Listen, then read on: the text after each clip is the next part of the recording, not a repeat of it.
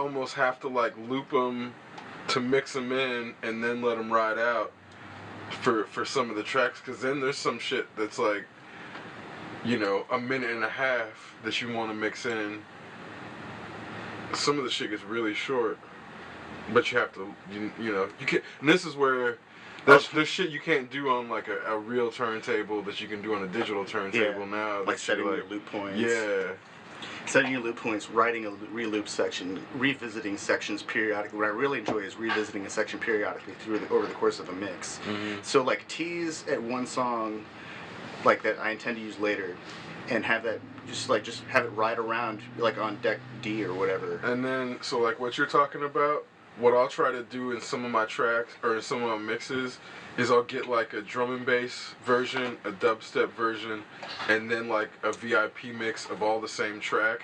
Because Skrillex would do that shit a lot, where he'll do like a drum and bass and dubstep version of his own same track, and then somebody will come and remix that shit.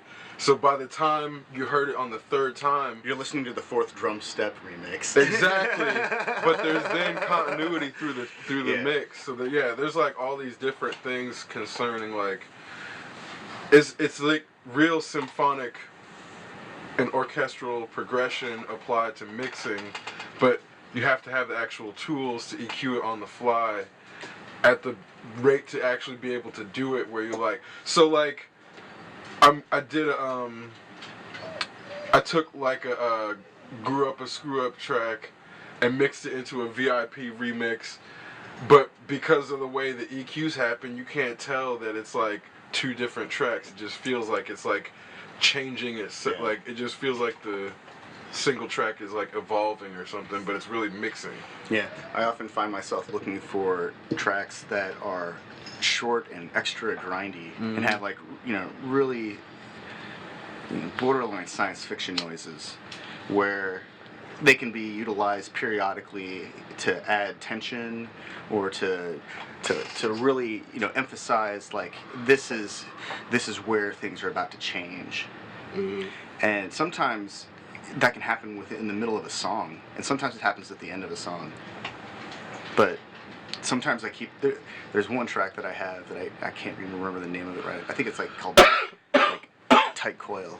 I found this one late at night down some really weird rabbit hole of neurofunk and tech step and just hard sounds. And it's this kind of weird cycling drum and bass track it's hard as hell to mix. Like, it's the kind of thing where I'm like, I have to listen to it, like actually start listening to it to figure out where it's like a good, this might be a good spot to drop in about 4, 3, 2 bars, you know. But it's easier just to start it off and at the beginning and get it like lined up with something else. Yeah. And then just use it periodically because it has so much tension, because it's in a lot of ways it has this kind of loose feel to it where things kind of seem to be like spiraling out of time with each other, but there's something very mathematical to it. Like it makes sense the way that things drift apart and then come back together. So, and it sounds cool, but God, it's so hard to mix in or out of. Yeah, there's sometimes those tracks that, because the person that wrote it is doing something that's like unorthodox, and or it's part of a meta context, like that's not obvious when you pull one track out of the entire album. Right. A lot of Amon Tobin stuff is like that. Where, especially the later Foley Room type shit, where he's using you know, the sound of ice being crushed right, in a cast iron very pan, specific with the blue enamel. Well, it's really funny where but then he'll utilize like the sound of coffee being poured into a red enamel cup and sample that to turn that into the hi-hats. When he, in his early stuff, he sampled stuff so straight from the source that when you hear the sources, you're like, oh wow, he just really took this part and just cut it. And a lot of times he would take whole sections and keep them intact and lay them over each other. But I heard you know, there was like a few of his tracks that when you hear the original source, it's so identifiable where you're like, how did he get away with this shit? Yeah. Like, I don't even understand. It just may have been because he was so niche at the time, and he started, when he got popular is when he started doing his own shit. Yeah. So it didn't necessarily seem like The dude is such a groundbreaking artist. Like, his live performances are like next level. Mm-hmm. With the way that they've pioneered like surface mapping projections and like I remember the first time I heard his music, it was like, oh my goodness, what is this? And like you said, like you start hearing these sounds that you recognize, but now they're in this musical context. They're not chaotic in nature. They're organized and presented deliberately. And I've had this long running, often backburnered to the point of neglect project where I try and sample sounds from movies. Like, The Devil's Advocate has this really fantastic scene where Charlize Theron drops this chef's knife and it hits the ground, and it's like a break beat. Mm-hmm. And it sounds really like there's something about it that's like unnerving, but rhythmically it's like perfect. The way that the knife hits the ground, or the handle hits the floor, and then the blade hits the floor. Mm-hmm. The timing. I wonder, would it be the same without the visual, though? And that's where I think... Without the visual, it sounds like a breakbeat. But I don't know what it is. It sounds like a piece of wood and then a piece of metal. But I'm saying, like, if you take away the image of the coordinated action, like, is it as rhythmic, or is it still, like, is it actually chaotic? And that's kind of where, again, I think that's, like, the interesting thing about pulling these sounds out of their... out of context. Yeah, because, like, okay, if you listen to a dishwasher a lot of times, it'll sound like an actual beat's happening when a pan's getting scraped and it starts thumping. There's a lot of minimal techno that's drenched in reverb. Right, and it doesn't need any visual context to it, where sometimes... I think even the Montauban stuff, if it didn't have a visual counterpart, it wouldn't actually have as much rhythmic sense as when it has the visual addition to it, and that's where a lot of his more... It's not drum and bass, it's not jazz. There's this weird stuff that he does that's in between. Yeah, I feel like that stuff qualifies as avant-garde or experimental electronic music. Definitely. Because it's not really... There's no dancing involved. Right. Like, it's purely about I've seen some really talented dancers, and they stand still to Amon Tobin's music, not because they can't dance, but because it's so... There's like a few tracks that are danceable, like people like Frank. But even those things get Mantis. They break down on some level, and it becomes this weird freeform in the middle of it where it has to reassemble itself. What's it called? There's one like Street Lights. Is that the album that had the mostly red and cream? I mean, this is a specific... I don't remember there's one that had specific name that also matched the album name, but it was like one of the tracks off of it. But it was very, very much danceable, but it was like in the context of other tracks that were completely undanceable. But it was like 20s swing, so it wasn't like you weren't gonna break dance to it. You're gonna do a Charleston or some shit. Yeah. No, I feel like that kind of sound that's like analogous to a nebula, because there are a lot of sounds that occur in avant-garde music and experimental music that are even in their own context, they can really only be appreciated as almost like a sculpture, and then outside of that context, it's like good luck describing it. I mean, you have to have all sorts of tools to create the sound itself, but to describe it itself, it's easier to listen. But I think that's the place that gets mined for future electronic music. Eventually somebody hears that and they can't get that one, section out of their head, and they turn that into an entire sound bank, and then that gets turned into a song. Yeah. And so eventually what the experimental, the avant-garde electronic musicians are going to accomplish is, it's the most important part. It's the fundamental building blocks of the future electronic music sound. Whether it even retains any of itself in the process of getting there, there's something in that soup that becomes, the definition of a genre at some point. Yeah. Like I feel like what happened to dubstep is interesting because it started. R.I.P. dubstep. Yeah, right. But what happened to dubstep? Like it didn't start out like that. Yeah. It was a really sparse and moody, and there was a lot of actual depth to the sound, and then it got kind of taken over by machine sex. And some of the machine sex is actually really interesting, but that stuff had to have come from somewhere. It didn't just materialize because somebody decided they were going to use a preset and crank something really hard. Well, I think what ended up happening was Casper and Rusko really, I want to say they specifically redirect everything. Yeah, because they were the ones that were making the talk box sound, and nobody could really figure out what exactly they did to do it. So then you got all these people trying to reproduce it that basically created the robot sex dubstep era. Yeah. Because it was, I want to say, Casper and Rusko were really, they really were the people that kind of identified that sound and made it part of their... Part of the lexicon. Yeah. I want to...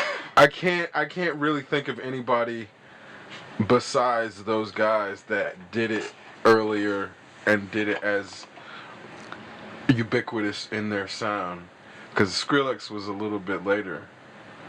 If I recall correctly. I mean Skrillex, he refined that kind of sound. He but he took it to started a the bro step basically. Yeah, he was I think he introduced a level of compositional complexity that wasn't there. Yeah. He made it so that the music actually took on this different shape. That's why he won a Grammy. Because he wrote really interesting. The music itself is interesting when you can extract. And Deadmau5. Deadmau5 too. Deadmau5 was right there too, right Dude, at the time. So that guy. I mean, not that you were saying. So my thing is people. He's actually amazing. He is, and people will try to just discredit people. Incredible.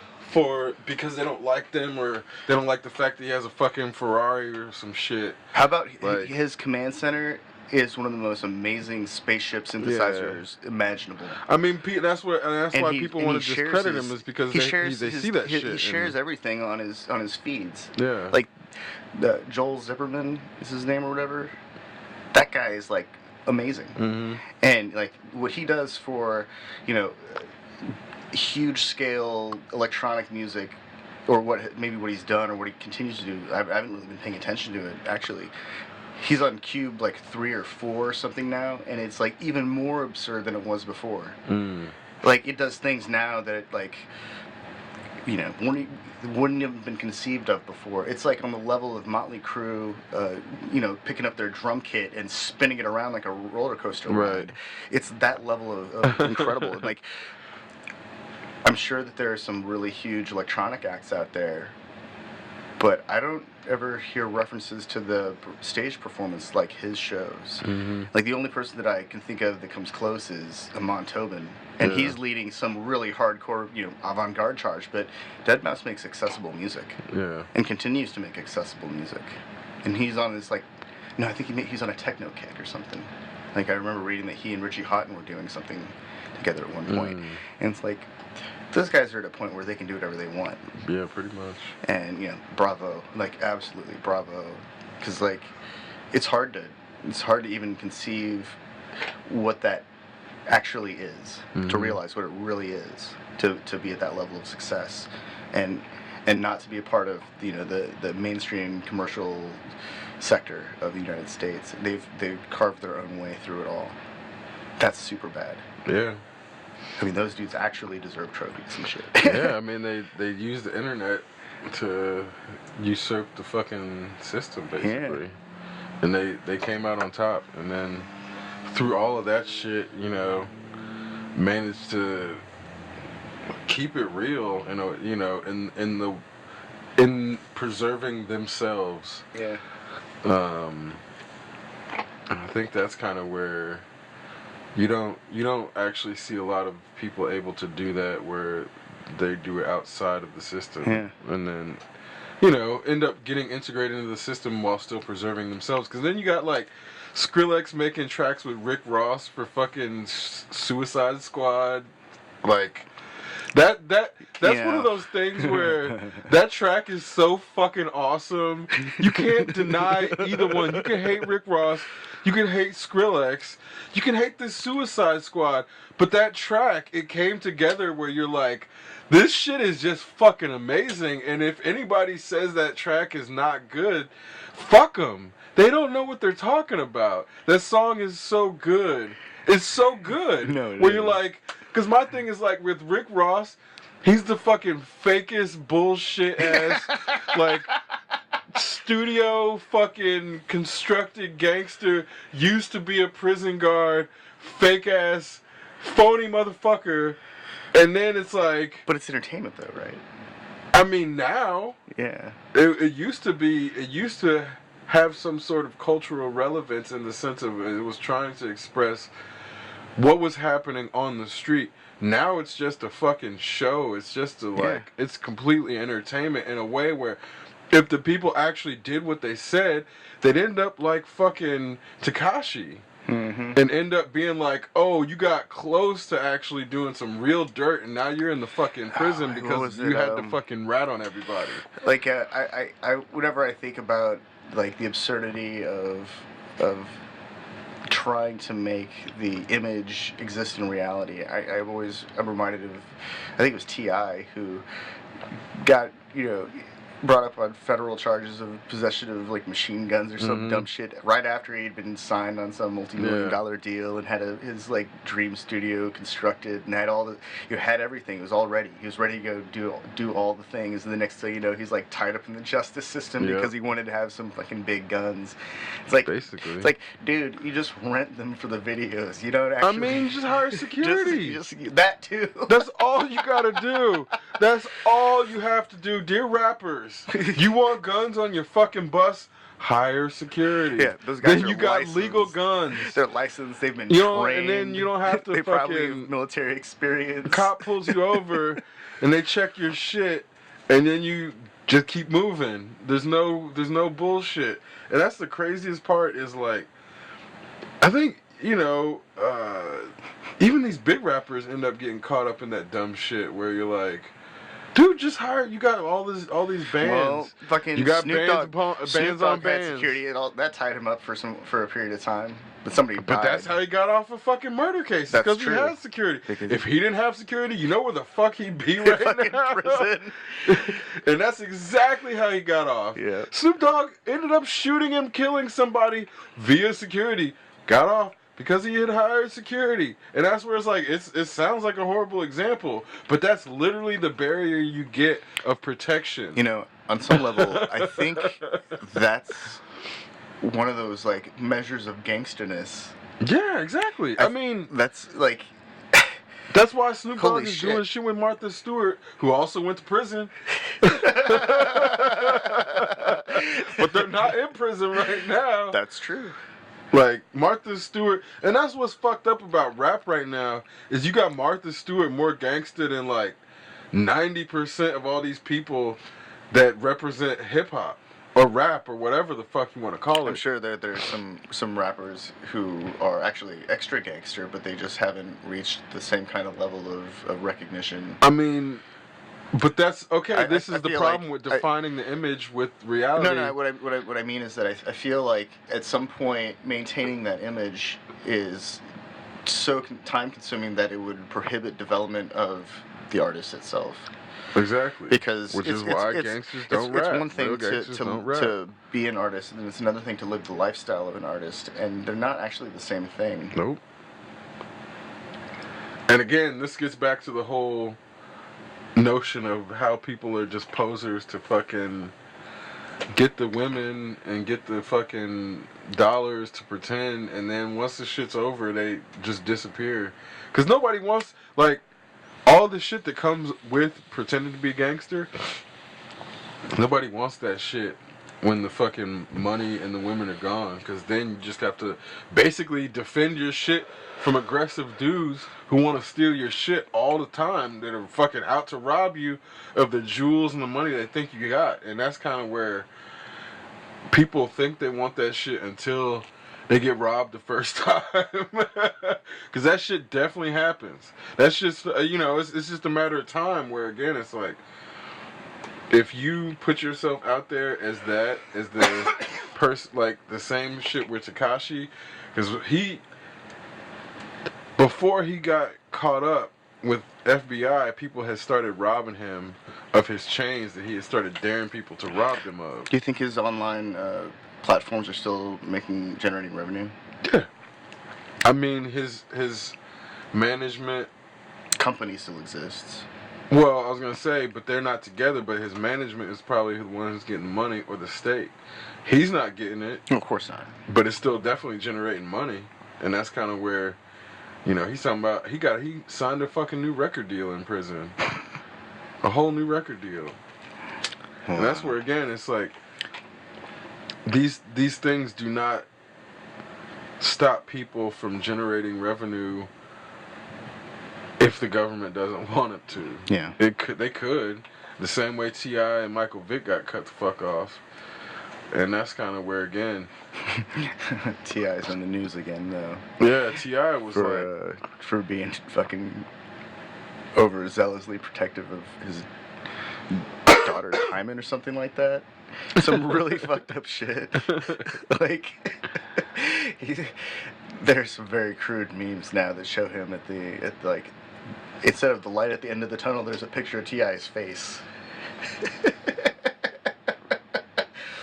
It's like, we live in an era where you can't even... I'm not sure if that's supposed to be funny or not, because I feel like that's the kind of thing that's like supposed to be a joke that just gets taken out of context and nobody actually understands its origins or its intent. Or maybe it's fucking for real, but lately I think everything's gotten really absurd. All of music is absurd. Well, even pop music is getting to this extra absurd place. Mm. And I'm not saying that it hasn't been absurd.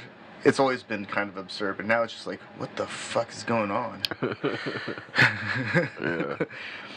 Are we at this place where the lyrics really don't even matter? The meaning of the words is irrelevant. It's really about the way they sound together and the rhythmic values and the pitches and harmonies that are created and the sonic textures. So we're at this postmodern, though. We're at this postmodern pop era almost, and that's kind of cool.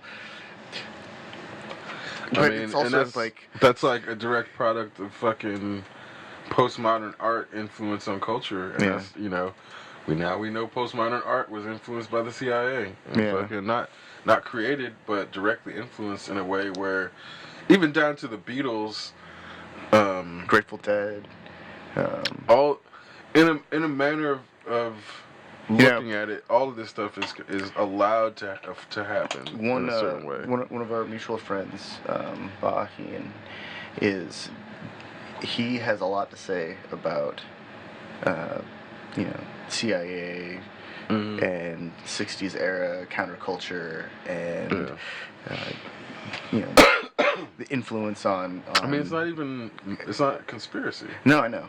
But he was telling me the other day that a lot of he has some of these complex ideas, and what this you can trace it all, like a lot of people who became successful like pop musicians in the 80s, like their parents are all directly tied to intelligence agencies, and it's this really strange, like, so that's how they infiltrated. I mean, just look at look at what fame is. Yeah. In a way where it didn't. It's not a natural thing. So let's look at Babe Ruth real quick. Yeah. Do you know how much money Babe Ruth made when he was alive? Not that much. I bet he made less than $500 million. Do you know? Probably. I mean, because of inflation and everything, I'm sure it was but he was like one of the first baseball players to actually start making money, because they were not making money at the time. $800,000 at the time of his death, which is around 8.5 million after adjusting for inflation. He didn't break $1 million. Yeah, and people wouldn't imagine that. People would be like, "Oh, Babe Ruth probably had $100 million by the time he died." No, he didn't break $1 million, and that they have to say, "Oh, it's worth." That'd be like if Derek Jeter was worth $8.5 million at the end of his life. I think the number one box office numbers came from Avengers Endgame or something like that. Eventually, yeah. No, like as of like the last time it was pulled. But adjusting for inflation, Gone with the Wind has still been seen more times and still worth more money by a fairly large factor.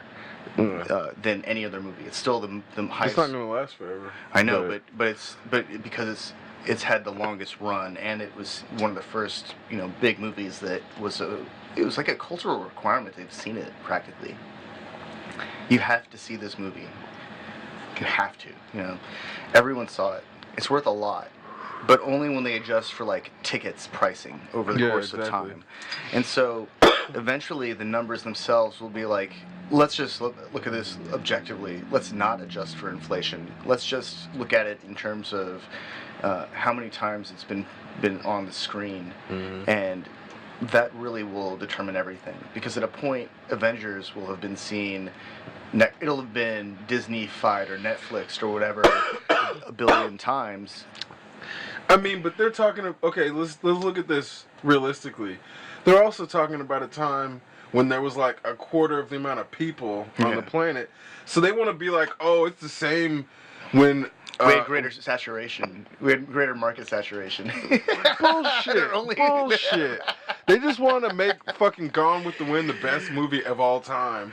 And like, the fact that it's going to be some shit like Avengers that takes it over, it pisses off people like Francis Ford Coppola and like... establishment authoritarians who want classic white man shit to be the pinnacle of civilization. That's what it is. Like, is because Kevin Feige doesn't represent the classic white man because he like is okay with gay people. Classic white man is not okay with gay people. This is funny because like I watched Undercover Brother 2 last night. I noticed that that popped up. I hadn't seen it. Yeah, and I thought it was funny that the character of the man is reprised. Yeah, but in that he gets replaced by his gay son, and it's like he's closeted and angry. Well, it's funny though because like they present something that's interesting in the notion of using identity politics to basically fracture and divide people in a way that makes it impossible for them to like work together, which is actually what's happening in real world. Because like if you look at it, you have a situation where a lot of lesbians and gay men don't get along because they don't actually like each other in what they represent, but then when it comes to voting time, they'll put their differences aside because it's like there's a lot of infighting that happens in different identities that then larger entities will play off of. So now you have the like okay boomer thing where it's pitting the millennials against the boomers, which is another form of identity politics in generation warfare. But like as far as the way they present it in the movie, it's like it's completely in line with what's happening in real life in that you look at minority representation and a lot of black people end up holding views that would be considered conservative in a lot of ways. And like, for example, there's a lot of homophobic pockets of black like churches and shit like that where it's like still not okay for a black person to be gay and like come out to their family in a lot of cases in like 2019. So in that you have a lot of black people who end up talking about the gay agenda and like gay mafia and shit like that, where that's like a level of infighting that can only exist because of people who push a narrative of like estrogen in the water that turns the frogs gay.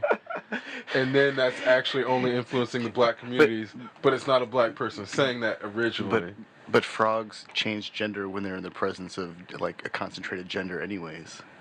That's true, but at the same time, when you have like the left wing pushing, allowing kids to become transgender, then those two things get connected as if they somehow have anything to do with each other. Yeah. When they don't have anything to do with each other, but because narratives are being constructed to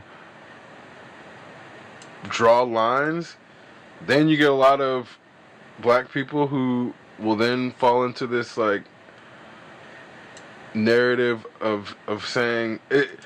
They don't go along the Alex Jones narrative. They go along the hip hop fucking, they're trying to feminize the black man narrative. Which Dave Chappelle put it out there, and when you really look at it, it's not, I don't think it is specific to just black men. I think they do try to like, there's all these hacky things that Hollywood will try to do just to exploit somebody. And I think it's more just about making money more than like some hidden organization that's like, oh, we're going to get a file of you dressed as a woman, so one day if you ever want to run for senator, we'll turn that against you or something.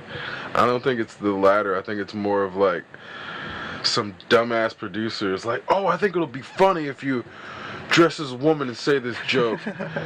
And they just have no fucking creativity, and they keep going back to this same well over and over. I think it's more that than some sort of, coordinated effort to make all black men look like feminine. Because at the same time, if they really wanted to, they could just fucking do blackface. They really could. If Hollywood really wanted to go that far, they could fucking do that shit. But they just don't. I don't think they want to go that far. So that's kind of where, when you look at these theories that are being put forth by different groups, I mean, you have to take them into consideration in the sense of like, it's possible, but when you break it down, it's improbable, and a lot of, the mass coordinated conspiracy is improbable just in the sense of not being able to hide it. Like, if we've been talking about the Illuminati for how many decades now, but nobody can actually just fucking get like a recording of some evil ass motherfucker talking to some evil, like, it's super hard to get the fucking president on some shit on Ukraine. Like, we know this shit happened, and it's this difficult. Like, he admitted it, and it's this difficult to get a fucking recording of it. We have nothing even close to the Illuminati. Yeah, the Illuminati is about as real as fucking UFOs and Bigfoot, as far as I'm concerned. Those are equally as real to me, in that they all have as much proof of each other. And that's where, the more people go on, it's like they have to look at their life experience. Everybody's trying to act like 2012 didn't happen, man. Let's talk about 2012 for a second. Because 2012 was fucking insane. Half the population in America thought some Mayan calendar was gonna reveal some shit on December 21st. Nothing happened, obviously, but people were so convinced that some shit was going down. That happens all the time, though. Because people keep acting like this shit doesn't happen. Everybody wants to act like they didn't get convinced the previous time, the 2012 or the Y2K, Remember whatever. when there's that cult in Korea in the 90s? Yeah. And then that second cult in Korea later in the 90s. Like, you know, there's always some group of people that thinks that the eternity is about to come to an end. Like, I think what was the what's the one where all the good Christians will be taken to heaven? Rapture? The rapture, yeah. The rapture was supposed to have happened. Right. But it didn't happen. Yeah. I mean, they've chilled out on those for a while. It won't be long before somebody else comes up with another rapture. Around the time of the rapture, my dad and I were talking about how it's like, man, I wonder what some there are gonna be some businesses that are merged, like you know, pet rapture, because you know. What happens to the pets that don't get taken? You know, you gotta have insurance in case your pets don't get raptured. So, you know, we go look online, and lo and behold, there was a pet rapture insurance program. Somebody had set up a pet rapture insurance program. So people were paying money every month for pet rapture insurance. And those people can vote. Those people, well, I mean, I'm not arguing for a regulated internet, because I feel like, you know, let commerce do its thing. Let people utilize the existing systems and maybe modify some policies to protect people from some things. But if a business can be established and offer some kind of, you know, assurance, rapture assurance, and somebody's willing to buy it, I mean that's like, isn't that capitalism, right? That's like an argument that entropy of civilization and the active capacity to bet against the intellect and cognitive ability of citizens is encouraged, then that is like putting us on a definite path of mental debilitation. Yeah. And that's exactly why the notion of like, hey, that's capitalism. It's on the one hand, yeah, it's like, yeah, that's capitalism, but on the other hand, that means you're legally enforcing betting against your people's cognitive ability and encouraging the bigger corporations to have more deceptive approaches, if that's also legal, because then that's where you end up with like, but these things the already diesel exist, scandals. Yeah, but that was like, because then that's like industry wide. But that's what I'm saying, because the whole notion is it's just a matter of if the idea is that you're permitting people to deceive enough so they don't get caught, and then if they do get caught, they just get fined and don't get any criminal charges, then you're permitting this and encouraging it if the fine is also disproportionately small compared to the profits, because that's exactly why the diesel thing happened. If there was any chance that those companies would have gotten criminal charges for trying to deceive people, like in China, if you lie and it spreads to more than 5,000 people, you go to fucking jail. But in America, if you lie and it goes to more than 5,000 people, you made money.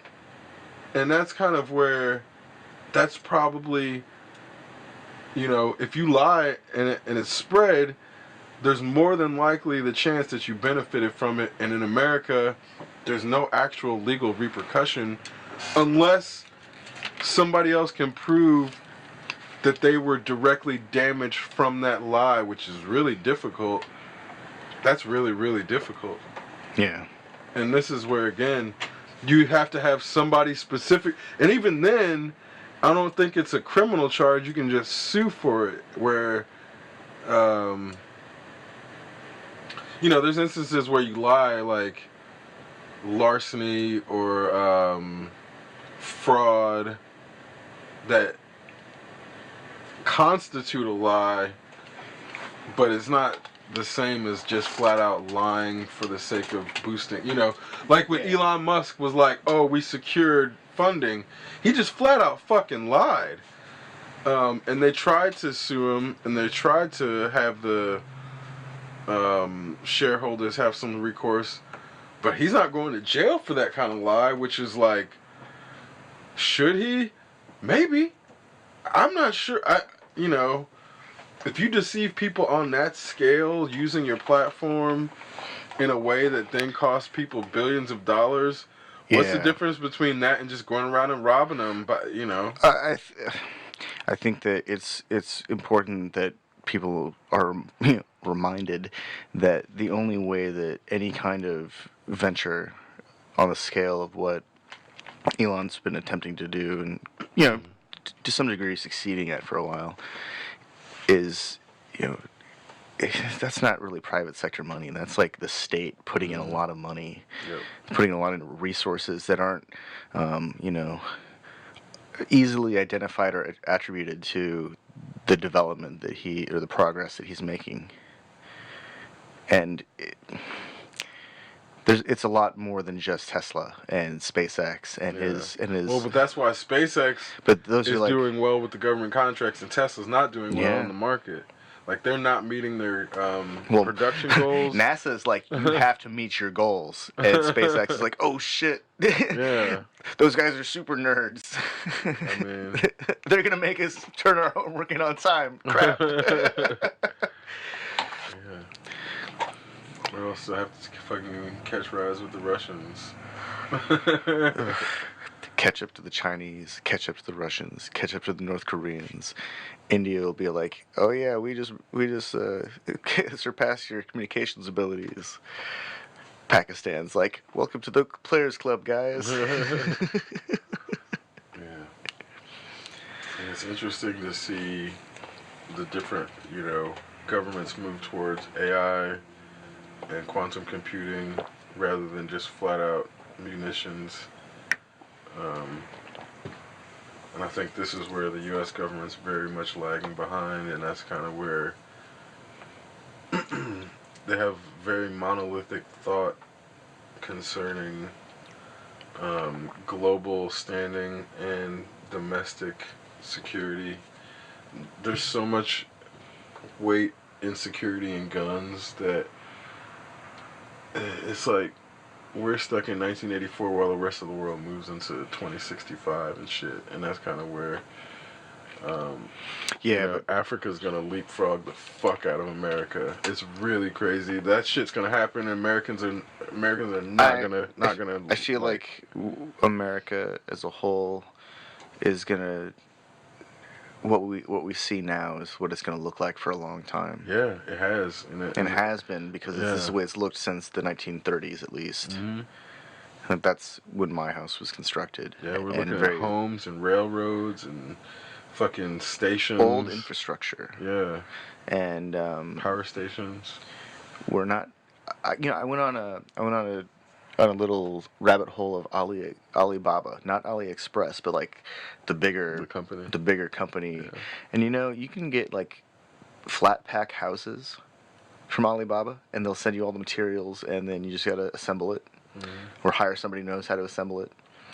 And I saw these buildings with big glass walls and curved roof lines and really cool structures for like $30,000 just for the materials, including shipping. It's like, there's got to be some kind of fucking Chinese mail scam or something. There's got to be something going on. There's no fucking. How did they ship it over here so affordably? Because they're doing it probably at all, like on a barge with multiples. Like, because they can organize it all much more easily, more fluidly, because they have a top-down approach to that kind of thing. Yeah, if you have a whole barge, and then you have 300 orders that are $30,000 a piece, or even 3,000, who knows how many, then it might not even get organized until it gets over here, and then they pick. They have all the shit at the at the lumber yard or at the dock organized there. Yeah, I think one of the buildings shows up in a shipping container. Mm. You know, that kind of thing. And then I saw one that utilizes the shipping container, like Yeah. that's part of it. Inside contains all the other Like stuff. those are like 20 grand or something. Yeah, stuff like that. And what was interesting is that once these things are constructed, a lot of them are modular, so they can be combined with other systems and relatively easily, it seems. And also, they're made of steel in some of them, which is kind of cool because that means you can. And weather resistant. Super weather resistant. Yeah. That can float. Yeah. They're designed to float. They're designed to float, and they're also designed to ride the oceans for 20 years. 20 years. Yep. Fuck. So on land it'll last like 50 to 100 years. Yep. Depending on the climate. Maybe even longer, like in a desert. Might last. Yeah, they just know they know for sure because they haven't been made that long. Yeah. Like we don't. Yeah, there's some that are still being tested by the military. Yeah, out they in the didn't desert. exist 200 years ago. Yeah. Like in this form. They might last longer in the desert. Yeah, so they have to go by the half-life and the current, you know, like current existence. But you know, that's the thing is like, you know, there were some buildings that looked like they came from the future, in just on, you know, this Chinese version of Amazon, but much bigger scale. I found giant panels of glass, like really, you know, relatively affordable. I just have to buy 10 panels. And it's like 10 panels is like the face of a warehouse for me, for my property, which could be cool, but I don't want people looking in and seeing me. Like I don't want to have an open building because I don't have that kind of. I don't have a scenic view of a lake or something that would warrant having that kind of structure, or a truly private property. There's a local music legend, John Mellencamp, lives on Lake Monroe, on this really fantastic like gated property, winding road, and I delivered some antique furniture there one time. The buddy of mine. It was his delivery, and I helped him really. So, but I remember like we drove by what looked like an old barn garage looking thing, and it had one face was glass. And I realized I could see through the entire thing. So the backside must have been glass too. And it was just a studio. You could like see through the whole thing. And I thought like, and I like looked the other way and I saw the lake and I was like, man, this has got to be the coolest view. Like during winter when you can see through it all, and during the peak of summer when it's completely full, like it's got to look just incredible. I feel like a structure like that built in the middle of suburbia.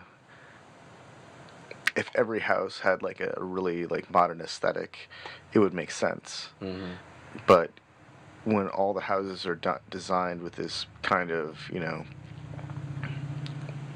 pop-up paper house look, none of it looks like it'll be here in 1,000 years. Not even 100 years. Not even 100. I mean, but again, that's kind of where my house was built in the 30s. I'm pretty sure my house is going to last 100 years. Are houses even built to last 100 years anymore? I don't think so. I feel like I don't think so. I feel like housing. I see housing developments. Because you have to change the roof at least every 25, so the roof's not made to last 25. It can't be made to last for a very long, man. Yeah, they have to be built into the consumer cycle. Otherwise, I don't know. Metal roofs can last for a long fucking time. But most people aren't getting metal roofs. That's true. Like they get shingles and shit. Yeah. So.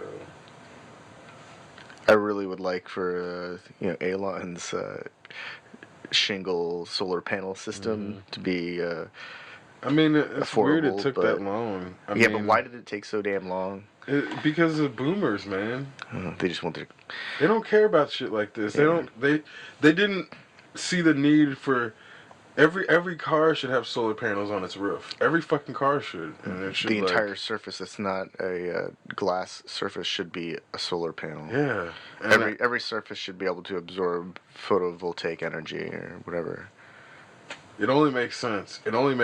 But these and now they have transparent photovoltaic arrays that you can see it's through. dumb to waste. You can see through that. They can kind of build surface LCD area. into, so you can have like a heads-up display on them. We're wasting so much surface area. We could be. I mean, we've already been able to So project much. shit onto heads-up displays on windshields. Vaulted ceilings, man, they are great for like feeling awesome, but they waste so much space. Like we're coming out of a time where wasting and gluttony was a demonstration of wealth, which is also a means to like show status, and we're all trying to be like, hey, let's not do that. Yeah. Let's not do that. And there's like an entire generation that wants to hold on to those things as demonstrations of status. And everybody else is like, okay, we're cool, we don't need all this shit. Let's start making things more efficient. Let's start reducing the waste, reducing the places where we're like destroying things by not paying attention. But there's an entire generation who's like, no, I want to waste shit. I want to throw burritos out the window when I'm fucking driving down the street. I want to throw burritos out the window.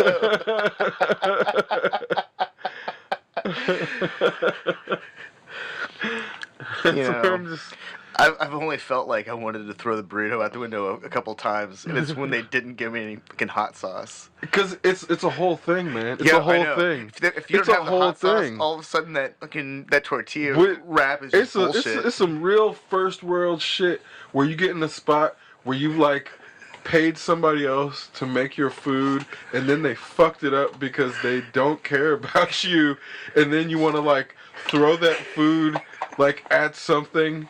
Like, everybody's been there. Yeah. Everybody's been there. It's so fucked up. Everybody's been there, it's like, man. God damn it, I wanted that burrito. But then there's a generation that not only was like, they would throw the burrito, they would get indignant enough to potentially throw that burrito at another person, and potentially the person that made the burrito.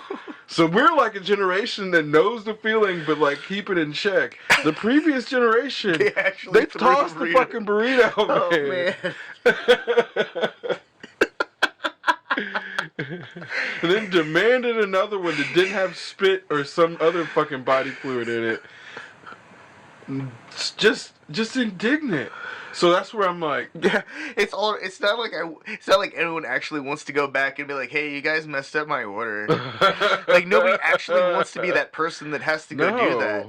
It's just, and most, there's only a few places that I've been to with any regularity, because they're like a local KFC that like had a few years where they couldn't get the order right for some reason, and I get it. Stop going. Yeah. You just go to a different location. Yeah. Guess what? McDonald's fucks up my order all the time. I just go to Burger King now. Yeah. They don't fuck up my order. No, that's what's up. It's amazing how that shit works out. Oh, exactly. That's the thing. Is like, it's not like that was the only KFC in town either. And so I went to the other KFC. It turned out they didn't screw up my orders. And lo and behold, I didn't have to find a different delivery method for my fried chicken cravings. Because the real deal is I like their coleslaw. Their coleslaw has like the right combination of like liquid cocaine and cabbage. And those biscuits are delicious. Those biscuits are pretty good too. But the last couple times I went there though, they didn't have like butter and honey packets, and so I was kind of like, wait a second. I kind of need the butter and the honey, even though it's not really honey. It's just like corn syrup with dye and flavoring. It sucks there's no Popeyes in town because, like, their chicken really is. I bet the people who run the KFC franchises, they're like lobbying real hard. The fried chicken lobby in town is like. Yeah, I'm surprised we got Joella's before we got a Popeyes. We got Joella's, KFC. I haven't tried it. And isn't there another one right next to him that does fried chicken? There's like a fried chicken triangle in town. Is there? I think so.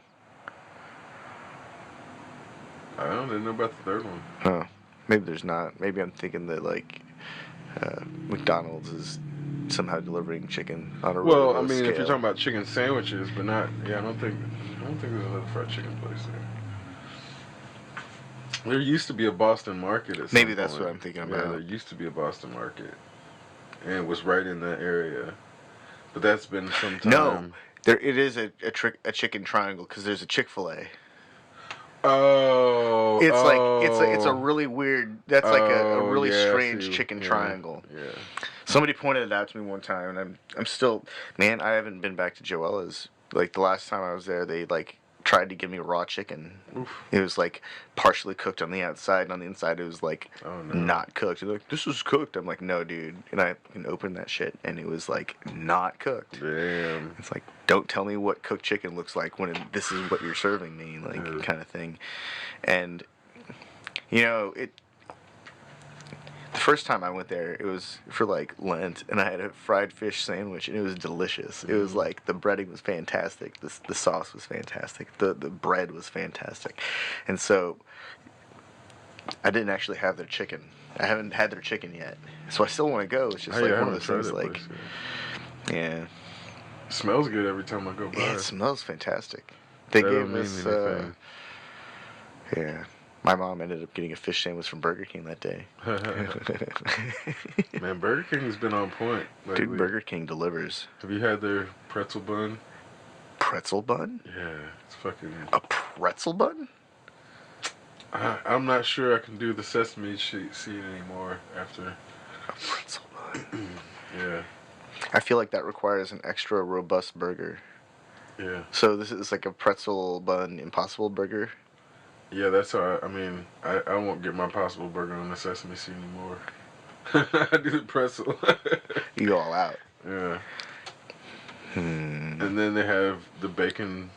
Where So was it a Swedish company that was working on like basically the equivalent of impossible steaks I forget. or impossible But I fillets saw or something like Impossible that? is working on bacon now too. Oh wow. So if they had if any sort of success on the lines of what they do with the burgers, Well, you know, I think it was like 5 or 6 years ago, maybe more. It's like University of San Diego. They were developing this type of like seaweed that, when fried, had this really distinct bacon flavor. So maybe they're working with something like that. I mean, it's got to have the texture too, though. I Like, think the when flavor's fried, cool. I think when fried, it actually Seaweed's great on its own. yeah, Like- but when deep fried, it turned into bacon. Yeah, I mean, I'd be down because seaweed chips are delicious. I mean, a world where you can take seaweed, fry it up, and it turns into bacon chips Yeah. is like I'm down with that. I feel like that's a utopian type Fuck yeah, man. plant. Fuck yeah. I mean, and that's Are where. you telling me I don't need to If kill a anybody, pig to get yeah, bacon if chips? anybody feels like there needs to have something die so you can get your bacon, you're fucked up. Yeah. If you Holy crap. If you like, cause that's what I'm like. As a meat eater, I love bacon. I love burgers. I love steak. I love elk. But if something don't have to die and I can get the same exact shit, I'd rather something to not die. And there's like a portion of the population that wants to get the satisfaction of something dying. I'm gonna go ahead and say that's fucked up. There's nothing okay with that. And, and it's like, we need shit to, like, plants have to die too. We haven't, like, we know now that they do have I think feeling. I think that some people may be unconsciously addicted to the fear hormones. Exactly. Yeah. And Like, I think that's I don't think they're like that. I don't think that's the goal. I think it's like any kind of chemical exposure that somebody derives any kind of pleasure from. They might not be aware what it's on a subconscious level. yeah, but on some level that might be what it is, because I think there's a lot to that. there's a big difference in how I feel getting all my protein by eating nothing but eggs and drinking milk versus like hamburgers and pork chops and sausages. There's a huge difference. Yep. Well, and I think even then, that's why, and that's still within. That shit comes through your pores in a way. I think that's why I can get closer to the animals now, because I don't eat a lot of shit with fear hormones in it. Because I mean, I'll eat meat ever so often, but it's way more meatless stuff now, and that's kind of where, I think that shit is just not, Seriously, I'm not exuding other fear hormones. If I could open up a bag of seaweed that fries into bacon, I could actually successfully. That was like the one thing that kept like I kept breaking on. It's like, oh, bacon. I mean, I don't think there's anything wrong with liking bacon. No, I mean, you know what I mean? No, in terms of my earlier experiments at embracing a vegetarian diet. Yeah, like and that's what I'm saying. It's something where if something brings you personal joy in life, in a way where. But if I don't have to kill an animal, that's what I mean. If there's like a bag of seaweed that I can fry up that does the exact same thing, and it like satisfies on a level that like, it's like my experience eating like vegan sashimi in Hong Kong. It had this very distinctly similar texture and flavor to raw tuna and salmon, but it was made out of tofu, and it was not fish at all, but it tasted just right. It flaked. It fell apart the way that I expected it to. It had this, distinct meaty texture to it. So if they can make a tofu that has meat texture and then prepare it in such a way that it tastes the same, they can cook a piece of tofu so that it tastes like raw fish. Like we can figure the rest out. Yeah. It's very easy at that point, I think. I think that's like one of those places or areas where Western cultures, they haven't caught up. I was reading about how there's been a Chinese meat substitute available for like hundreds of years, if not longer. So. Yeah, I'm not surprised. Which, I would imagine probably seitan comes from India or China in the first place. Yeah. That recipe, like. But like a ground meat substitute.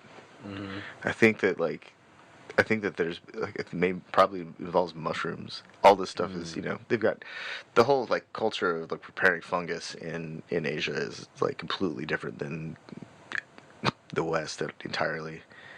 Yeah. So. Well, and I think part of it too is like, I wonder if a lot of the cancers and illnesses that come with these diets would be averted if there was a much more meatless approach. Because again, people will be like, oh, an Impossible Burger has the same amount of calories and fat, and it's like, well, it's not the point about the calories and fat. It's like the dead animal. That's the thing. Like having sodium in your diet helps your body to retain water longer, so you can utilize it for longer periods of time. Not drinking enough water and having too much sodium also means you might get some kind of mineral concentration in your system. But as long as your liver and kidneys are functioning properly, like gout or kidney stones. Yeah. Is basically because I think in the sense of But these things can all be resolved. If you have a good diet and have a decent amount of physical activity and try to actually be alive while you're living. I think there's actually a lot of our society puts all this emphasis on like being physically fit, but then doesn't build in the necessary time for it. Right. Like in China, I remember when I was in China, we would drive around in the mornings from location to location, but everywhere we looked, there was some building of people, coworkers, all doing their morning Tai Chi routine. In public exercise places. Yeah. Yeah. Well, I feel like if you go to California or it's similar there. Yeah, where the weather is better year round. Yeah. You get more of those types of places. But I see videos of people in China doing that kind of stuff year round. Yeah. Even when it gets cold out, they go outside. They go outside and they laugh at how But that's why we mysticize those people. That's true. That's exactly why we mysticize them. Well, there's something to be said for going outside with what appears to be a boiling pot of tea and then pouring it out, and by the time it hits the ground, it turns to slushy, like a green tea slushy. There's something and then they're just standing there, thumbs up, and then they go do a bunch of Tai Chi. These videos, these videos aren't fakes; they're real videos. Who cares if they're sped up and they're set to shitty music? And what's so but crazy? This stuff's real. And this is the thing about it is like they are playing it up in the same way that the people who don't know if it's real or fake are absorbing it, and they are on the same wavelength. And this is why when that MMA dude beat up the Tai Chi rep, it fucking caused an outrage because in a sense, preserving that mystic, it's like giving old people a sense of like, oh, now that you're old and you put your time in, we're gonna treat you like you're magical, and we don't want to break this, so we like treat people like once they get past 80, like it's not that they can do no wrong. Like you're a magical old person and you have a responsibility to present yourself as magical to society, and we're not gonna break that fucking this like we're not gonna break this like veil. And that's why when that dude came out and broke the veil, it fucking pissed everybody off. It's like a voluntary. He didn't just act. like remove the veil. He like removed it, wadded it up, like spat on it a few times, threw it down on the ground, like stepped on it, and then put it in like a chokehold. Pissed on it, took a dump on it, stepped on it some more, and then like kicked it off into the corner. Yeah. And meanwhile, like the Tai Chi monk guy was like bleeding from the face, and everyone was, "What the hell were you doing?" I mean, and that's why again, it's like everybody knew. They knew that was going to happen. Everybody knew, but then it was the fact that the dude went through with it that made him the villain. He would like. You would think that if people were feeling as if they were being deceived, he would be the hero, but he was the villain because everybody was volunteering to play that thing. That's why, again, I feel like when it played out, that's why I'm like, everybody knows. They wanted Fearless to be real, or that Jet Li movie. I don't think they want it to be real. I think they, in their heart, they wanted one of the Ip Man movies to be real. Like they want that old man to have his time to be like, oh, you got some internal you got some hot sauce. Vocal arts. Yeah, you can disable somebody with your voice. You go, okay, old man.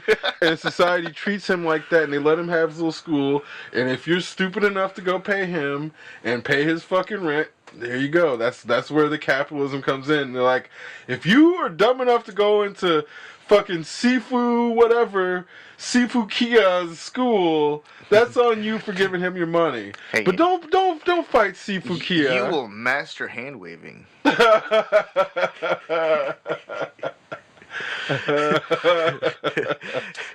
that's what that guy did right up into the moment that he hit the floor, and that sucks. How does somebody make it their entire life without a reality check like that? Like because society let them, and that's why when it got that far, it's the realization that everybody had to let it get that far, and this dude comes in breaking down everybody else's, like everybody had insulated that guy from that moment, and the MMA dude came in and destroyed what his whole village had built up, the city. He probably had fucking a key to the city or some shit. Because everybody wants to make that dude feel important. Because it's part of Chinese culture at that point. And that's kind of where, again, I think that reverence for all things Chinese is something that the nationalist culture wants to promote, to preserve their cultures.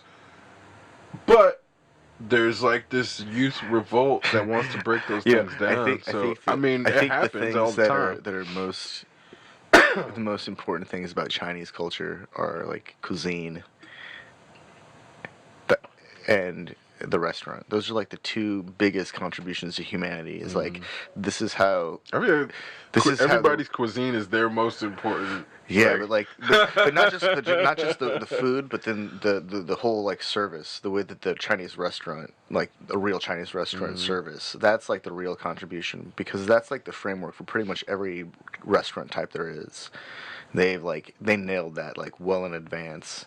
Everyone's still using that kind of model in some way or form or another, and so that's pretty cool. And then their ability to like,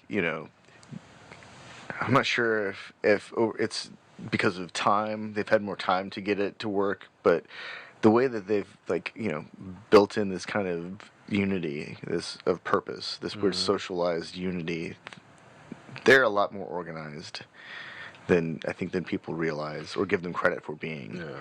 And that's not something that's easily appreciable because the United States is so young.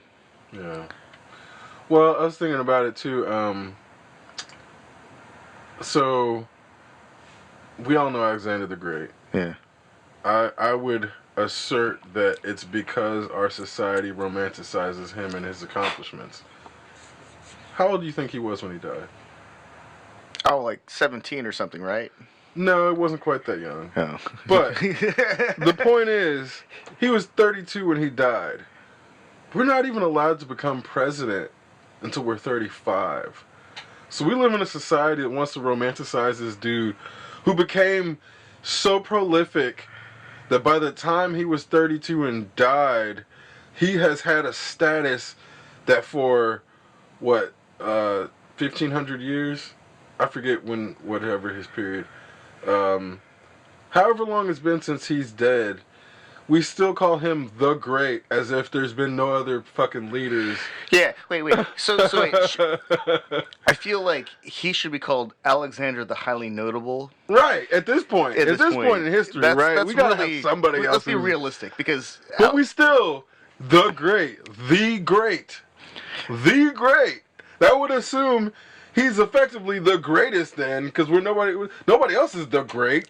I'm pretty who sure we're talking that about. Genghis Khan accomplished the same volume of work, if not more, and like had a successful reproductive cycle, which enabled his empire to at least the last 2 generations. I mean, but it's also rumored and very much likely that Alexander was gay. Yeah, and also that his wife was continually drugged to prevent pregnancy and all that kind of stuff. I mean, yeah, that's where again, like the comparison. Yeah, he had a lot going against him too, but in that regard, like Genghis Khan was able to succeed where Alexander's, I'm sure people are trying to prevent Genghis Khan from reproducing. That's probably why he's so prolific. Yeah. And that's why that's like the whole anecdote of like, there's a large percentage of the population that will have his genetics in a Yeah. I mean, the Genghis Khan marker. There's probably a Charlemagne marker too. There's probably like a few like really notable dudes throughout history who like have left their mark on except for Alexander. Bob Marley. Except for Alexander. Bob Marley? Yeah, definitely Bob Marley. Yeah, there's no question. Wilt Chamberlain. Yeah. Well, I don't know if he actually like sired that's true. that many. You had a lot of opportunities. Yeah. I think Muddy Waters had like 40 kids or something like that.